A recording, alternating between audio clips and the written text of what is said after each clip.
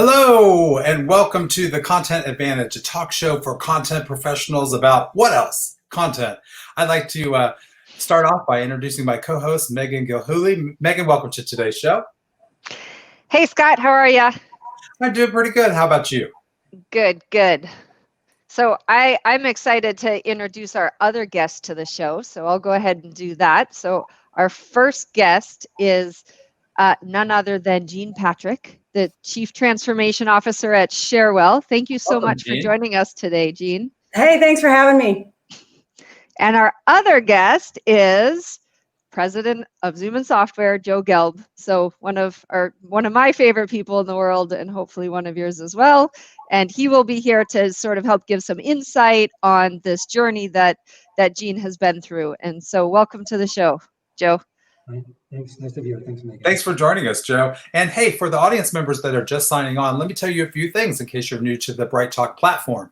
During today's show, you can ask a question by using the Ask a Question tab. It allows you to text a question to us. We can't text you back, but we'll be aware that you've asked a question. And if there's an ability for us to slide that question into the discussion, it seems fairly natural, and we can answer the question in the time allotted, we will do so. So we encourage you to do that.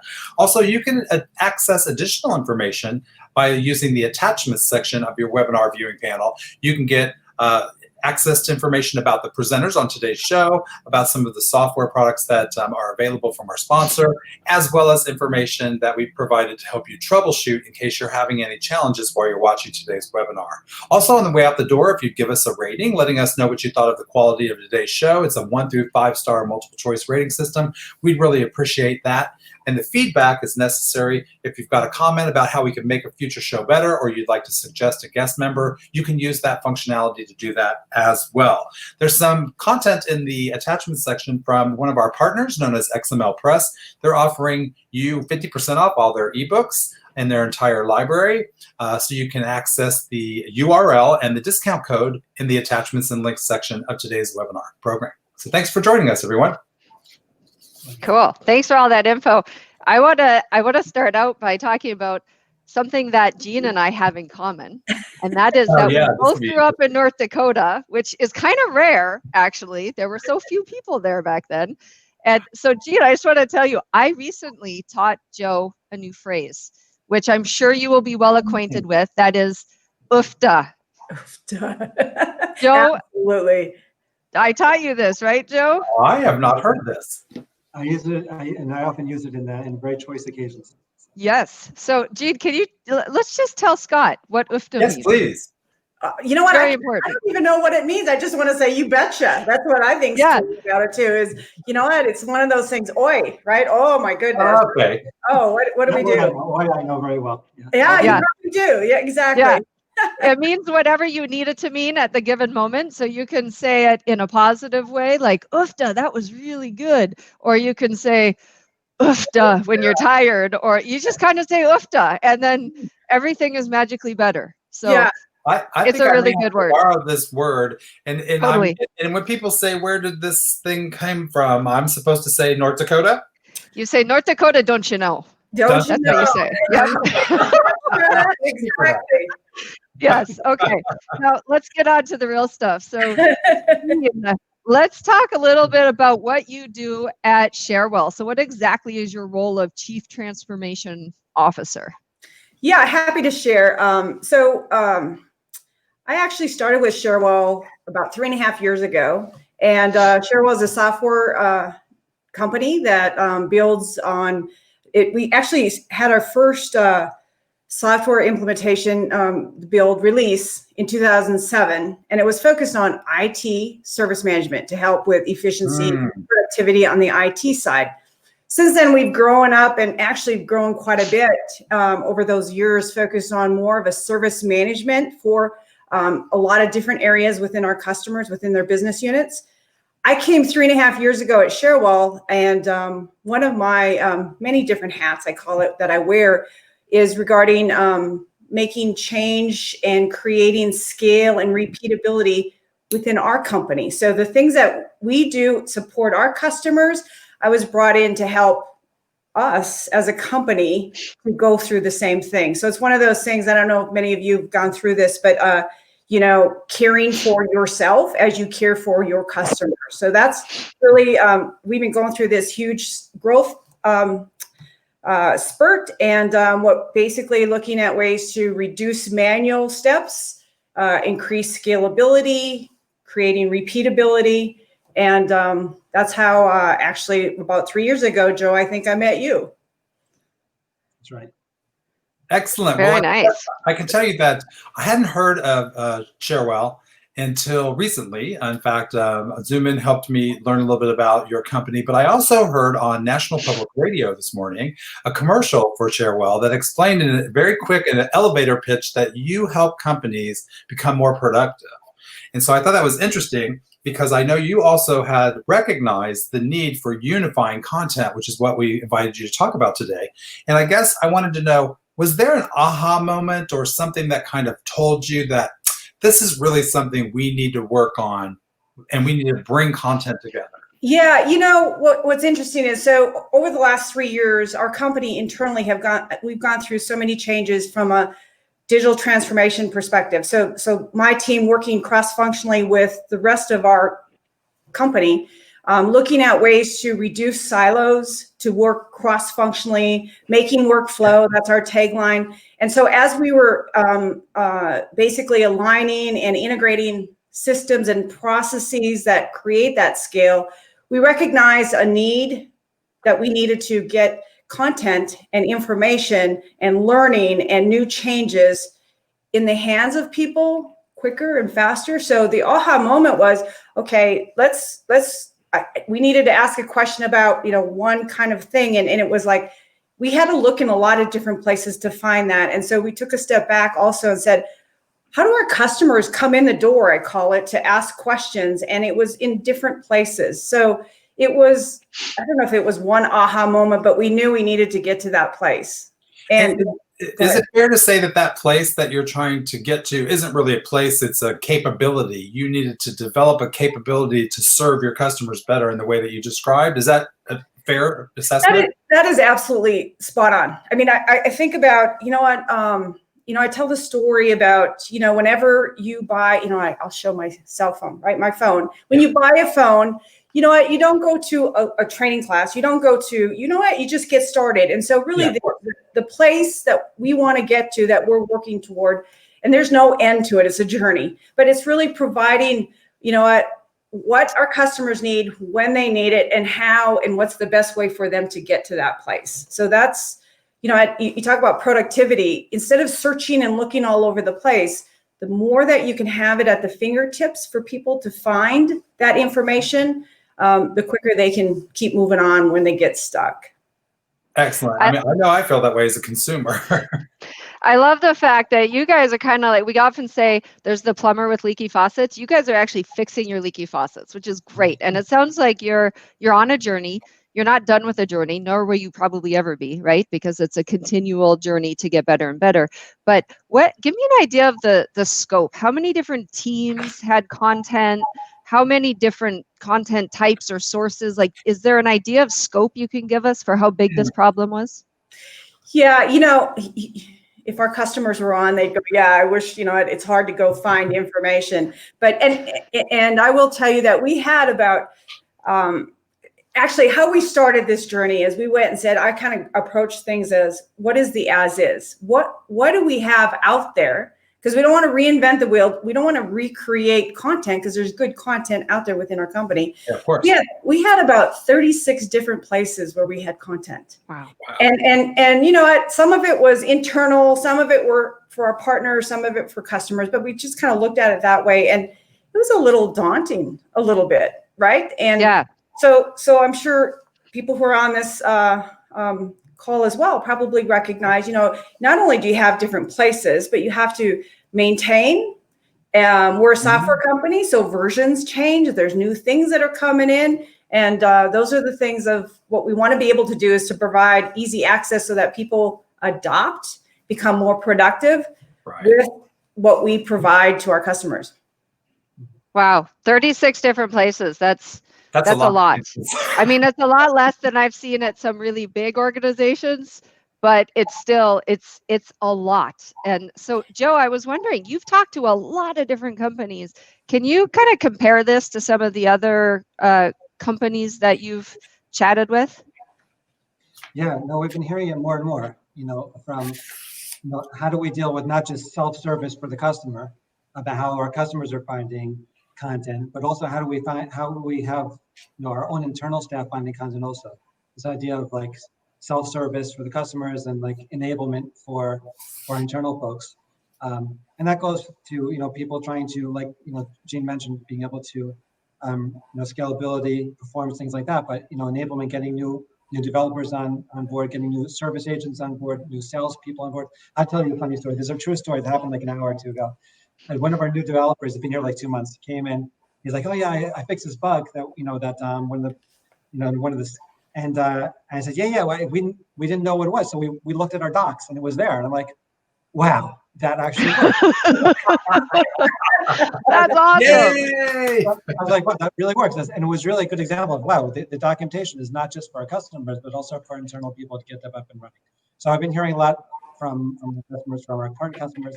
People just come to us and say, listen, this is what we're looking for. It's our main strategic problem, is to get this content available to our own internal folks. Hey, Gene, I had a question for you. I know that you're not alone, as Joe just pointed out, that this problem is not unique to Cherwell. You didn't start it, there. It's not anybody's fault. But it also seems like when we try to solve the problem, we encounter the same kind of challenges. I'm just curious if you've encountered these as well, and if so, how did you overcome them? How did you communicate to people the need to unify these things that have existed for so long separately? At least, even before people worked at Cherwell, they might have worked someplace else, and their experiences were not about unifying content. So how did you communicate that, and did you have any challenges trying to get people on board? So you make a really good point about nobody's fault, and I would agree with you. I think Cherwell, not unlike other companies, a lot of smart, focused people that were really trying, supporting the customer, but we were doing it all in our different little silos. So I think it wasn't that hard to go, okay, what can we do to, like what Joe talked about, is self-serve, provide access to customers, so they can go and self-serve based on questions that they have. So people recognize it. People also internally want to go find the information as well. So I don't think that was as hard as, how do we, take on this journey? What is it we look at? And so what we basically did, what we're doing to start with, is we go, okay, how big is it? What are the areas that what is some of that low-hanging fruit that we can impact and support our customers quicker, better? So we have, our system is, we have a service catalog. And so people can come in and ask questions, and also, technical documentation, people can come in and search on that documentation. So that it was, what we try to do, what we're focused on right now is focus on our customers and our partners. That makes good sense. Very nice. When you did communicate with people, did you feel that it was a fear of the unknown? If they did feel a little bit strange about your idea? It just seems like when we introduce these new ideas, we sometimes use our intellectual brain to say, it makes perfect sense to me, therefore everybody else will be on board too. Yeah, I don't think there was as much of an issue. I think that the challenge is everybody was trying to solve it in their own little style. Right. Mm-hmm. So it's just pulling it together. And we've got some great people that are working on some of our, community support portal and working in our technical documentation, and they're working well together. And part of it is just really, even our learning system and our learning processes. So we had, we're working closely together in that area too. So I don't think there's as much of a problem. It's a heavy lift though. It's a big lift. Yeah. It's one thing I find is it's really interesting how folks work, because everybody has really good intentions of creating a positive customer experience. What they don't always think about is a positive experience with their content might be at odds with another positive experience with another team's content. So if you're not kind of working together and seeing it from the top, it becomes problematic. One other thing that I have found interesting, I've been doing some research recently, and I've read a lot about objective versus subjective learning. And this really is an idea of objective learning is you learn, like you get the recipe, right? You understand the intellect behind how to do something. The subjective learning is feeling confident enough that you know how to do it, that you're willing to step in and do it, right?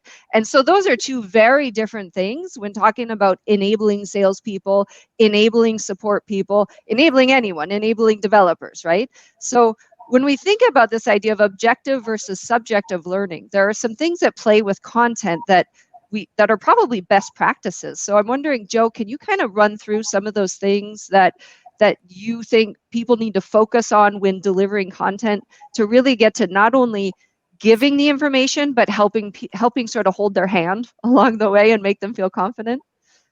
Right, it's a good point, because as you mentioned, people are coming to this content with their own role, their own goal, their own context, right? And the idea is like, when you have all this content there, how do you really direct them to the content that they need to get their job done or answer the question they have at that particular moment?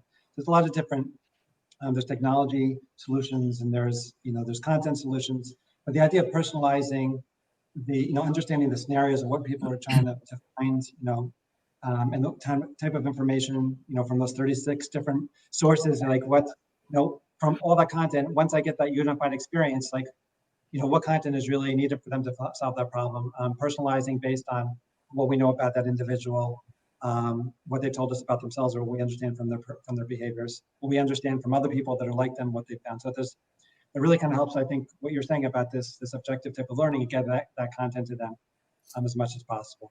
And then I think one of the things that we spoke about with you, Jean, is this idea of also integrating with community portals. So it's the matter of, it's the curated content that's coming from the organization, and there's that more, the communal knowledge that comes from within and also from without of the organization that helps people to maybe start that subjective learning that you mentioned about also. Being able to personalize content gives us a great opportunity to just briefly tell the audience what it is that ZoomIn software does. So would you like to take a moment and explain, what does ZoomIn software do?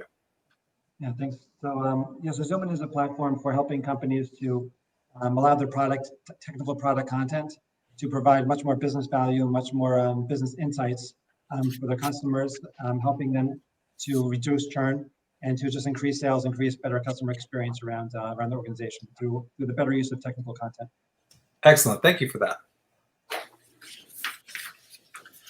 Cool. Okay, organizations that are attempting to unify content, they are trying to do it for various reasons. And Jean, when we first spoke with you, you gave us two very good reasons that we thought we could showcase today. And one of them was the ability to propel productivity. What did you mean by that? And what kind of benefits are you hoping to gain from your journey trying to unify content? What's content change. I mean, I shared with you that, I'm part of a software development company. And so we have different versions and different features come out. Things change often. And so to create a repeatable, go find, here's your answers, or here's your questions, or how do I, it's really about putting increasing the productivity for our customers to go find the answer quicker, faster, but also the goal is really for adoption, so that customers are adopting and being able to realize the return on value of what our solution is for them. And I will tell you that's the key. We don't want them having to go find things. They can search off of things. And then the other nice thing is, did that help you? And getting that kind of feedback, so that either it didn't work, so then what could I shift and change that, or is it working? But that's, to me, the goal around productivity is to be able to create that adoption and move things forward for people when they get stuck.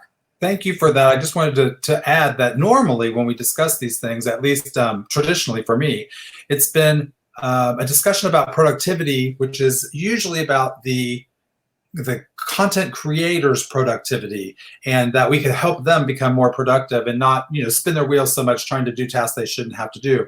But I think that because your company's mission is to enhance productivity, that it just makes sense that this is also extended to your end user customers, not just, of course, you're going to get some benefits internally, right? You're going to have less friction between the content, and hopefully these unification efforts might also spawn some additional benefits you didn't even think you would get. But do you think that your company's focus on that is really why you're extending this to the value of the customer as well? Yeah, it is. I mean, I like I said, it's about adoption, right? So that people understand how to and to get the value that they get with what they purchase from our solution. But you also talked about the value internally.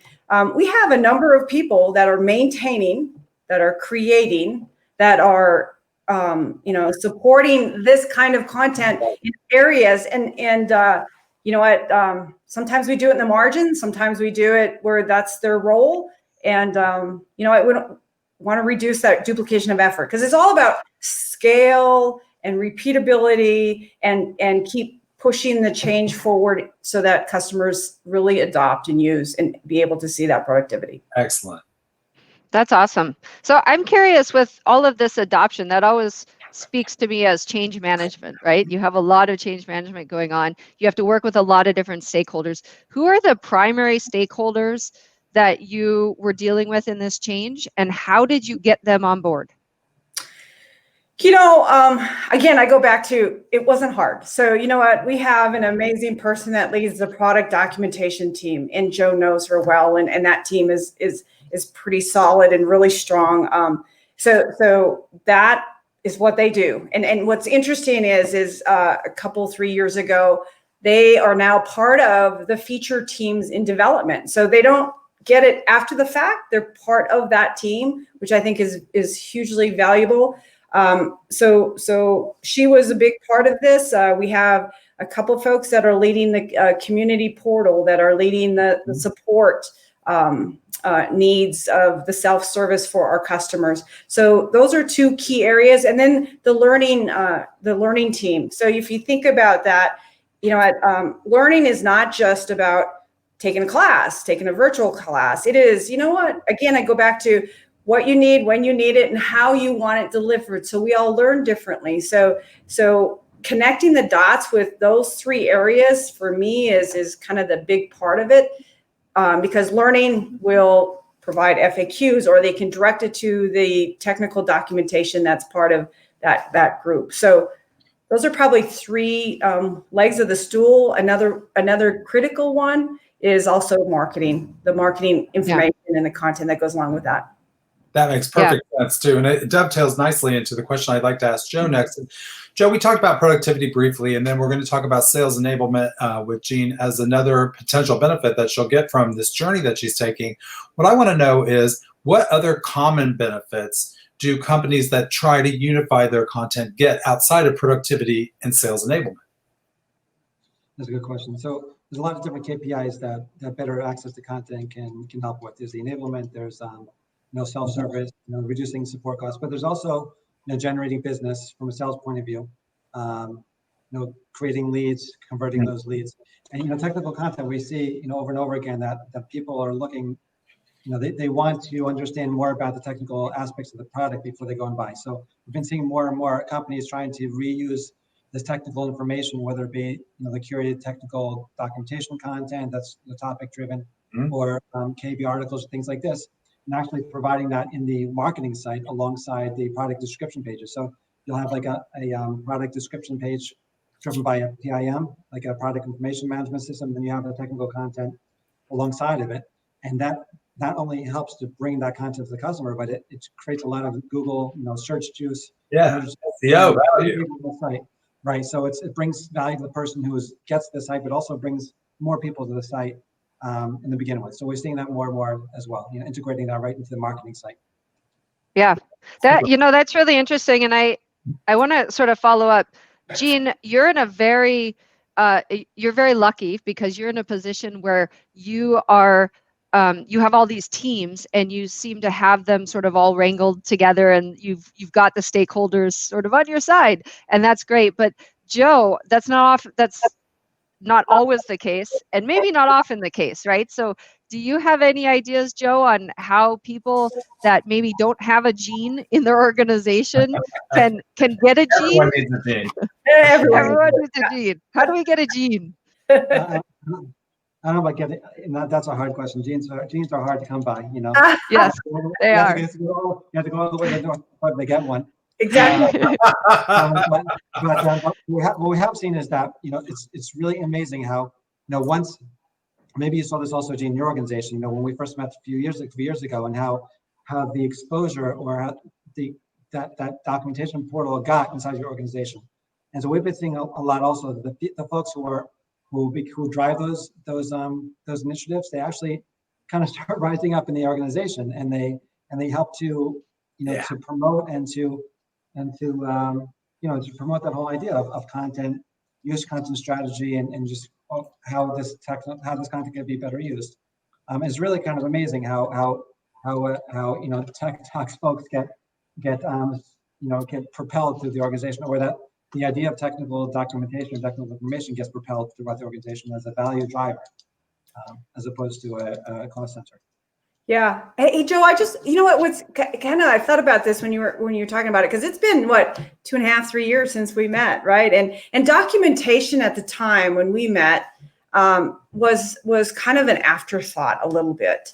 And I'm not suggesting that it was easy, right? But it really is, you know, our company recognized the value of what this can do for our customers, either reduce support calls, you know, reduce questions that go into our, you know, our engineer group, all of those things. I mean, we still have challenges and issues, don't get me wrong, but it really did, people started seeing that value. And I guess I kind of look at, when we do initiatives that we create scalability and that repeatability, it's almost like having to show people, and that helped along the way. I started this content piece a while ago, and I put it under the guise of learning content. And so people, you know, just kind of thought, well, that's a training class. And I said, okay, let's just reduce the word learning. Let's just take that out of the conversation and talk about content. And content could be anything, like I said, FAQs, white papers, documentation, how to answer this, even user groups sharing solutions back and forth. So that is all part of that content and learning piece of it. It's not easy, don't get me wrong, but it was kind of interesting for me. An aha moment for me is, okay, let's take just learning out of it, because people have this notion of, okay, I got to sit in the class for 5 days. Nah, that's not it. Excellent. And that addressed one of our audience questions too, is basically saying that you just said it wasn't hard. And I know now you just said it wasn't easy either. So I think that this is a common thing, right? That was a struggle. And to keep with the promise that we've given to the audience and to try to end the show reasonably on time, I wanted to ask you the next question, which is, how can unifying content help you to enable sales? And what do you mean by that when you hope that this journey takes you toward enabling sales? Is that for me? Yes, please. Yeah. So again, you know, I take a step back and again, think about our sales, you know, team, and getting the information at the right time when they need it and what it is they need. And so there's good information out there based on the messaging of like marketing, and as well as some of the learning that goes on from a sales enablement perspective. But if you can keep the succinct, concise information available for sales when they need it, because they're going to sit, you know, they're going to sit through a 5-day class, or they will initially, but you know what, they're moving quick and fast. Right. So they'll create their own content. Isn't that true? If you don't give them what they need as quickly as they need to engage the prospective customer, they're going to lose faith that they'll have the information, and they'll start to fear that they won't get it. So they'll start to create their own answer to the customer question. Are you trying to help them along the path so it's easier on their sales journey? Yeah, absolutely. That's it. I mean, you're going to give create that foundation, have people pull what they need. They can then create the messaging that they need based on their prospect. That's really it, and make it easy for them to go get it. And the challenge becomes even more difficult when companies are growing by acquisition. So now you're not selling just your thing, but you're selling this other thing that we just bought. And how are they supposed to fit together? And people are asking for specific features, and now how to, the problem keeps growing because the organization is snowballing. It's just more and more from a sales point of view, more and more to learn. That's a good point. Megan, you had mentioned earlier that there was something that was a kind of a foreign word to me, at least in the context we're trying to use it today, entitlements. And you were going to encourage Joe to tell us something about those and how that might enable sales. I thought you were going to talk about UFTA.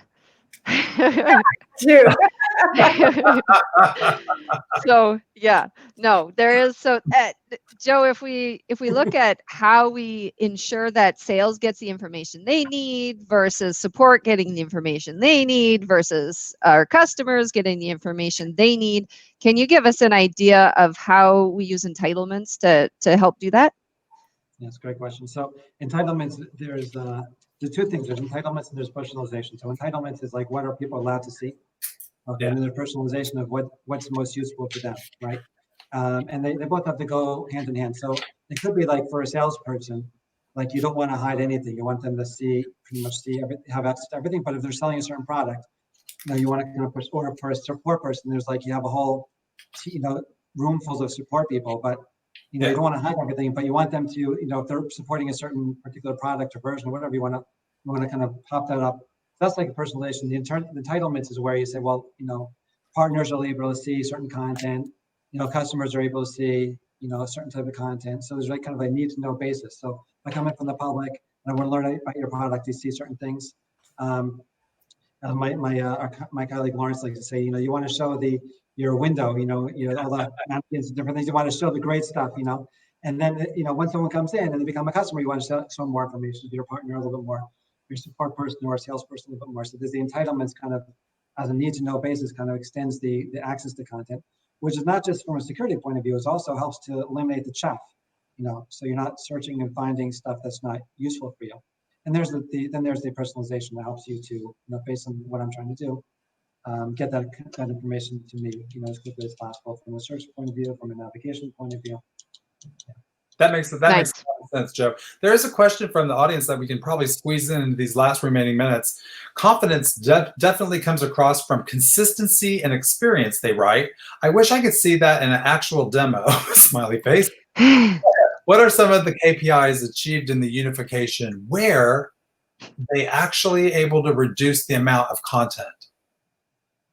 I think it might be were they actually able to reduce the amount of content as opposed to where. So I guess Gene and Joe, is it a reduction in content that also occurs when you start to look critically at this and then unify? Yeah, if you want to take a stab at it first, then I'll be happy to. Yeah, if you think about what I said earlier, 36 places, absolutely, there's a reduction in content. But I will tell you that you need to. You need to think about the kind of content that's important to your customers, which could either internal, external, or your partners, how that's associated with it. So again, we were startup, scale up, high growth company. We still are. Lots of content in a lot of different places. So it's like, instead of creating what I try to do, instead of starting from scratch, we looked at what is out there existing and what is that journey that customers go through today, and let's just take a bite at a time. And if there's content that's that's duplication, that's when we start kind of peeling the onion and pulling that back. So there is that a reduction in that piece of it. I will also tell you there's adoption that you can track with that, as well as reducing support calls. There are a lot of people that want to self-serve themselves, so go search, find it.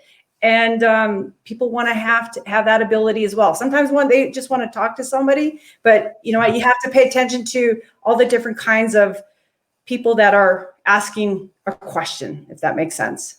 That makes perfect sense. Yeah, totally. So there's one other question from the audience. How does marketing use content? I'm wrestling with the difference between product content and training content.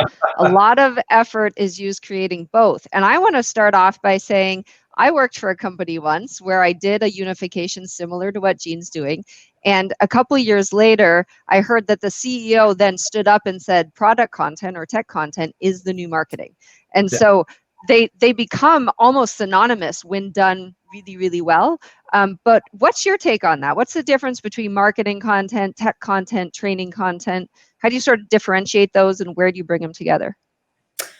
I think it's the purpose of the content. So when you think about it, and don't lose sight of purpose, because if the purpose is to share, about your product and the benefits and value and all of that kind of thing of getting the audience that is looking as a prospect, that's your marketing content. Now, could existing learn from that? Absolutely. Learning content. Okay, I want to know more about it. I want to dig deeper, or maybe I'm a new customer that I want to at least learn how that works. I could take a piece of that marketing content and hook it into some of the further information that goes along with that content. It's not that easy, right? So I come from a training background long time ago, a development, instructional design perspective, but it's about who's your audience, what's the purpose, and keep focused on that, because you can still learn and connect together the pieces.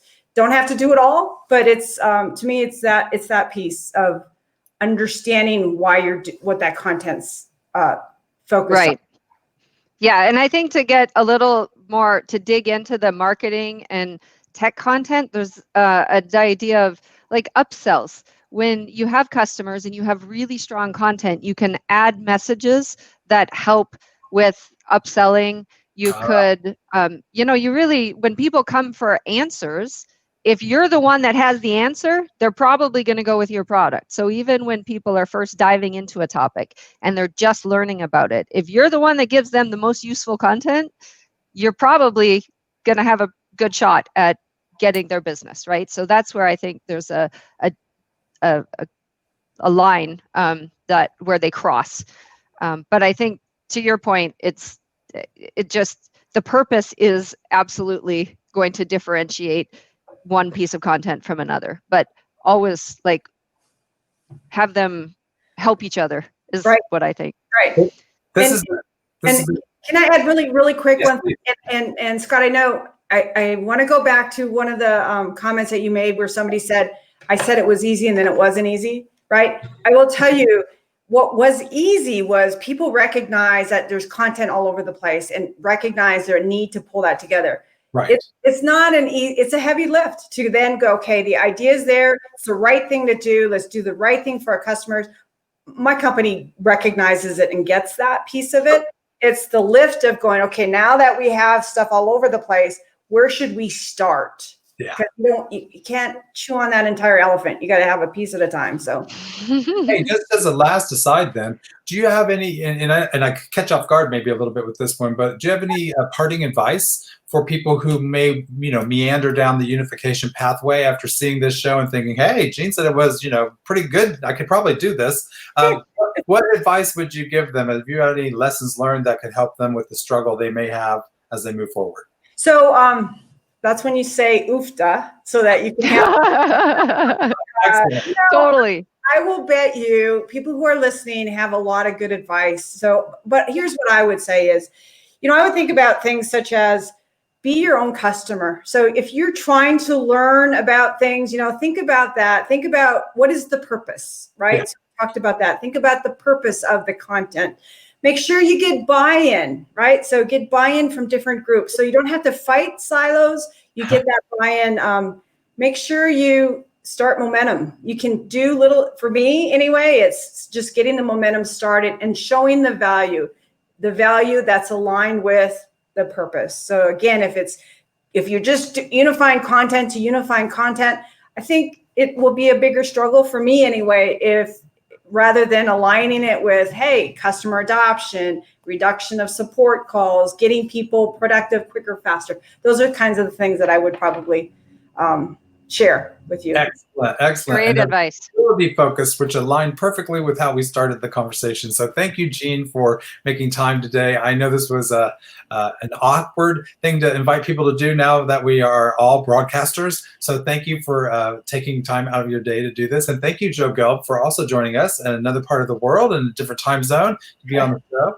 And thanks to our audience. Megan and I both appreciate your diligence navigating the technology snafus that are possible online at any moment now. Speaking of any moment now, check your inbox for an invitation to the next Content Wrangler show. It'll be Tuesday, June the 23rd, when we're going to get to know Stuart Colshaw. He's an interesting technical communicator who's doing good work. He's going to come and talk to us about how he and others founded an organization called Tech Writers Without Borders. And they're going to talk a little bit about the work that they're doing and how you can help if you'd like to help a nonprofit during this time of crisis. Today's show also is being recorded. It's one of the most popular questions we get. So about 30 minutes from now or so, you can use the same URL that you're using to watch today's show to watch a recording of it. You can also share that URL with others, and we hope that you do. We hope you enjoyed today's show and that you'll join us for a future episode. If you'd leave us a rating on the way out the door before you disconnect, it'd be greatly appreciated. There's a 1 through 5 star rating system. It's just a simple click, and you can leave a comment if you'd like to share something with us. Thanks. If you've got an idea for a future show, you can let us know using the same Rate This functionality in your webinar viewing browser, or you can send me an email to scott@thecontentwrangler.com, and I'd be happy to try to get somebody on the show or cover a topic that you think is important. I'm Scott Abel, and this is Megan Gilhooly, and thank you to our guests, Joe and Jean, today. Thanks for joining us for the Content Advantage, Megan. I hope that you'll join us again next time. Until then, of course, be well and keep doing great work. Thanks, everyone. Ensure your customers find the answers they need with Zoomin. Bring together product content from all teams and sources to deliver a unified, personalized content experience. Check us out at www.zoominsoftware.com.